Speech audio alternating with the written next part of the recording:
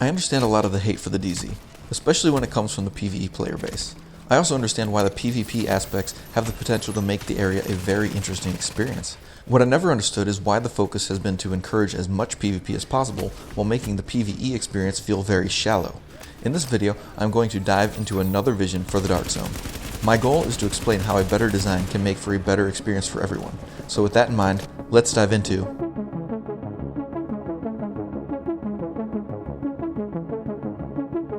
To me, the Dark Zone is at its best when players have a reason to live. If a player is not punished for dying or faces little consequence for actions against other players, the basic structure of rogues versus agents is almost meaningless. I get that the Dark Zone is about the more evil nature of humanity being romanticized. It is just that without some supporting structure, the gameplay itself is just rather flat. When the original game launched, there was an air of suspense and mystery inside of the Dark Zone. Nobody knew who to trust, but generally, the encounters were nothing more than backing away from each other. Yet that suspense is what made the DZ what it was. As changes were made, like penalties being lowered or removed on death, the zone soon became a caricature of what it originally seemed to offer. Groups of players huddled together, dancing around each other, waiting for somebody to do something. Rogues simply became trolls with no care of dying. All that mattered was killing another player and ruining their efforts. What was death to a player who would just respawn in a short time anyway? Yet, for the player that had their loot stolen or destroyed by a troll, where was the ability to have revenge? If they ran off their timer while you were respawning, all you could really do was go rogue on the guy that had already killed you and try to basically take your own items back. If you then did manage to actually get your loot back, you were now the target for every player in the area, even though what you actually just did was in fact justice. These ideas that I'm presenting were originally from the first game, but at the time Rogue 2.0 happened, and I pretty much just lost a lot of my interest in actually developing the ideas further. Since the current DZs do not have the size and shape benefits offered by the original map, the new DZs would actually need a very serious upgrade to allow for such an expanded concept to really feel natural. Fighting over the same 4 buildings in a very small DZ would get rather boring quickly. However, there is another idea, the creation of another DZ. We can call it the War Zone, or better, just DZ North. One of the main reasons we are told the DZ is so important is because of the vast amounts of supplies inside of the zone. If the zone has so much material stashed inside, it would only make sense that the JTF would actually seek to recover as much as they possibly could. So in this version, the JTF launch a new offensive to regain control of the zones by setting up a command center inside of the actual Dark Zone. This could be similar to the first DZ mission we had, but only now we are fighting to actually retake a few key areas and set up a forward operations base inside of an abandoned building. Once that is complete, we effectively open up the DZ. But now that the JTF are inside, they too will have patrols and areas that they attempt to keep under control. Basically, we would be going back to the original idea of having control points in the Dark Zone.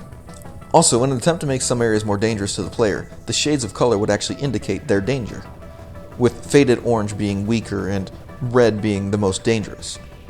Yellow zones might indicate an uncontrolled zone, and special events like a Black Tusk attack might have a purple shade, plus other ideas that I might discuss in another video. This would also make some areas safer for rogue activity because the JTF would actually help the player and revive them from a down state if needed. But since the JTF was controlling more places, the amount of enemies and loot would actually be lower, thus making it a better area for newer players or solo agents. Going back to the JTF base would also give the players the option to take on additional tasks like taking over a series of enemy-controlled areas, killing X amount of named enemies, or even bringing rogue agents to justice. On the flip side, rogues would not just be a thing for giggles. Players could dive into a similar mechanic after reaching manhunt status.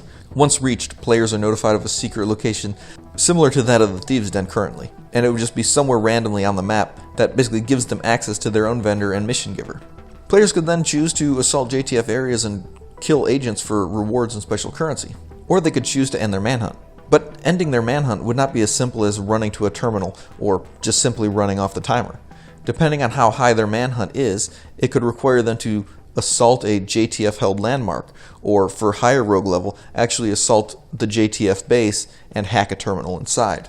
A third option to simply buy off the status would also exist, but it would get incredibly expensive the higher your rank, and not something that could be done by people just spamming rogue all day long. Not all rogues are created equal, however. While some of them may actually want to focus more on fighting players, Others may want to work for one of the factions. In this case, players could choose to disavow the division, similar to the current Grey Rogue status, and by killing JTF or stealing supplies, increase their rank enough to open access to one of the faction-controlled bases.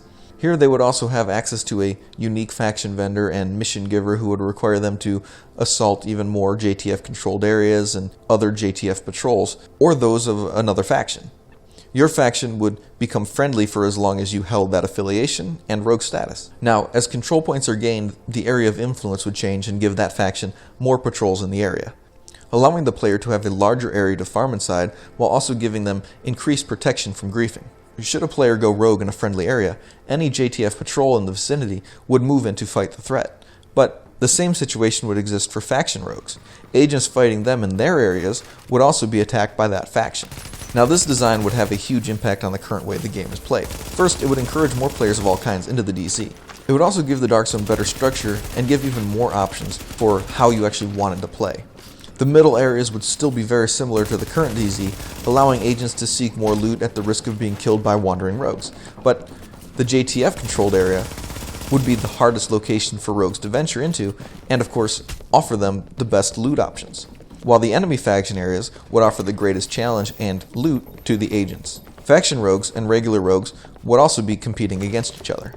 Well, that is basically a rough outline of what I think would make the DZ a much better area to play in.